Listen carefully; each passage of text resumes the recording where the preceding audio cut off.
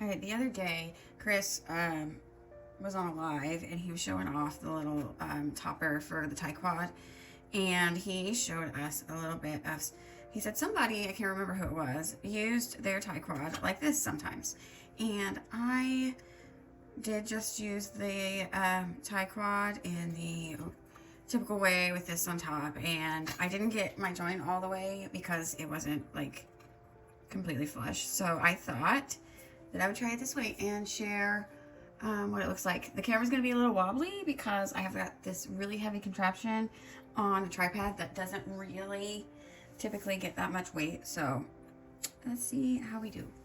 I might need to add some more solder. So I've got it there with my pick, and we'll see how this goes. I'm gonna spray some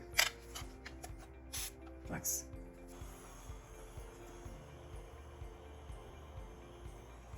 So I like that just the tips will be touching and I can still get up underneath there.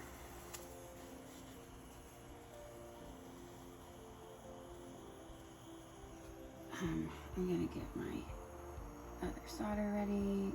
Okay, there we go. In case I need it, which I think I might.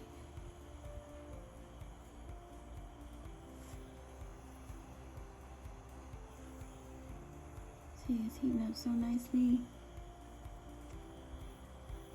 Put this little piece of solder on there. Maybe.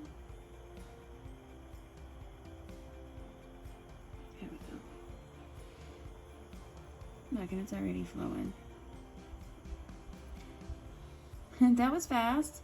That was faster than I thought it was gonna. It was faster than using it with the topper, the original topper for this specific style, because it's got such a big back plate. So yeah, I'm not gonna push my luck, because if I keep going, you know, stuff happens. You guys know how it is. Anyway, I love it.